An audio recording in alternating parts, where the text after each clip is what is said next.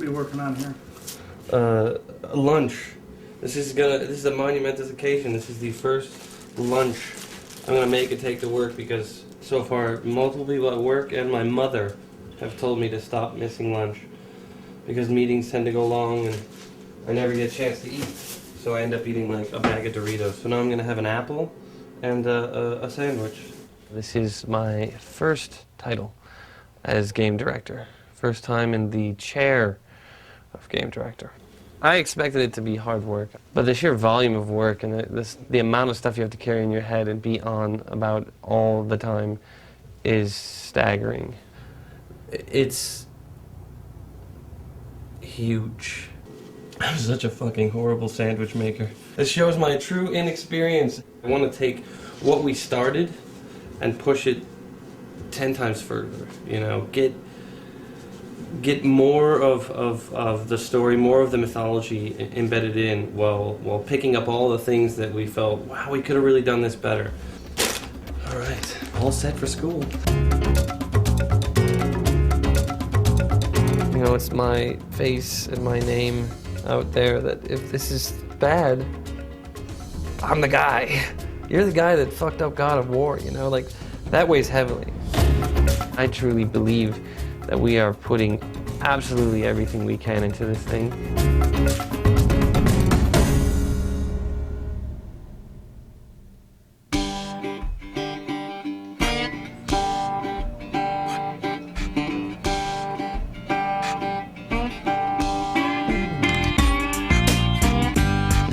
First, I want to apologize for my voice. It's a little rough. I was in Phoenix yesterday watching a football game, so it'll be cracking on and off. Go Rams. Where's Ken? Ken? Anyway. Am I scared or nervous about doing the job? Yes, terrified.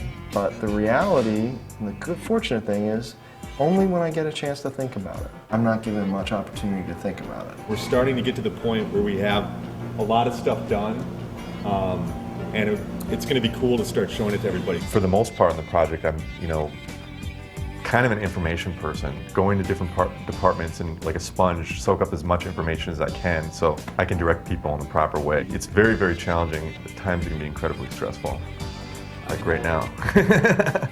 Let's get back to it. It's Rita calling from Sony. In terms of our new leads in the departments, and they're rising from a senior level environment artist to an art director, from an art director to a producer, from a lead animator to a game director. It's really a testament to the level of skill that each individual brings, that they have that multifaceted background, or at least the drive to pursue something and pursue it at 110%. So you can't jump onto the chain until you activate it. The way a game director works at Sony, you gotta have your hands in everything. Maybe much to the dismay of some of the other people, you're the quality control, you're the check to make sure that everything stays within the realm, the mythos that we've created with God of War. I'm in meetings right from when I get in, probably till about 7 or 8, sometimes later than that at night, and then I actually have other work that I have to get done, instead of just sitting around talking like a gas bag. So it sounds like I'm bitching about it, but you know what? It's not, I'm totally into it. I love it, but it's definitely bigger than I had ever imagined. One of the biggest new elements I've had to mentally deal with is the idea that as a producer, you're essentially everyone's boss, so you do wield a considerable amount of quote-unquote power. From the creative side of things, it's probably the one thing I have to constantly put a check on. From where I came from, I was way more involved in the creative. That's nice. As a producer, every time I make a comment on the creative, I have to make sure that I'm cautioning it with the idea of, hey look, this is one creative mind coming to you with an opinion. This scene is so fucked up, it doesn't, it's like, where you start. There's a lot to be learned about just interacting with people and keeping my cool as much as I can, and not trying to offend people. Like on the last project and up until I started as an art director, I was very blunt and kind of, sometimes I might have had kind of like, a fuck it attitude.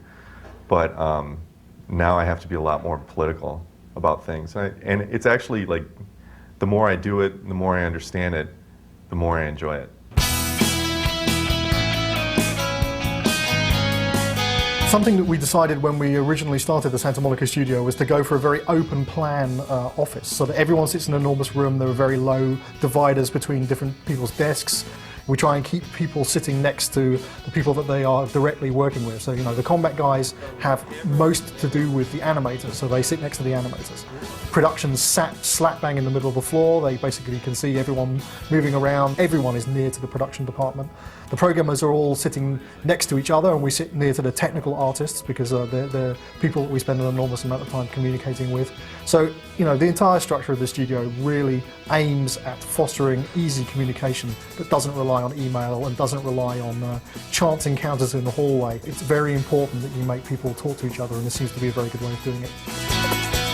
Upon my initial observation, it was like, holy cow, you know, everybody is there, and my desk in particular is right on the kind of the main thoroughfare, like I-5 running down the middle of sunny Santa Monica. So, you know, I hear everybody walk by, I hear everybody's conversations. I prefer it just because, you know, I can give Steve shit, or I can give Todd Pappy shit on my left, or whatever. I mean, for that, it's kind of a nice break than just locking yourself in your office. First coming here, I liked everything about the place except for that aspect of it. Is sitting in a big, basically like a gymnasium with a bunch of desks in it, and like you could hear like half of what people are talking about all over the place, and it might be kind of hard to get focused, but it really does bring out that collaborative experience. It's in your face. You see what everybody else is doing, so you end up understanding inherently from working here and walking, you know, to go get a soda or something like that. You get an understanding subliminally of what's going on in the game.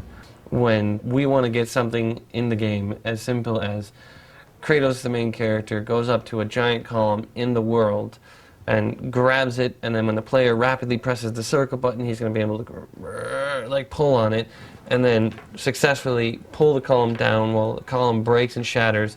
There's enemies on top of it that end up falling and dying. Just that one sequence alone, you have to involve the level guys, because they basically have to create the space in which it takes place in. Those level guys will also be modeling the column. Animation has to wait until that column gets designed. Then effects have to get put on it. Then a designer has to put it in and attach it to the buttons. And then a sound person has to come in and attach the sounds on top of that. If any special code has to get done, meaning a tool needs to get written in order to get this to happen, code has to be notified early on. Almost every single department has their hands on this thing, and this is a thing that could, you know, basically take up a minute of gameplay.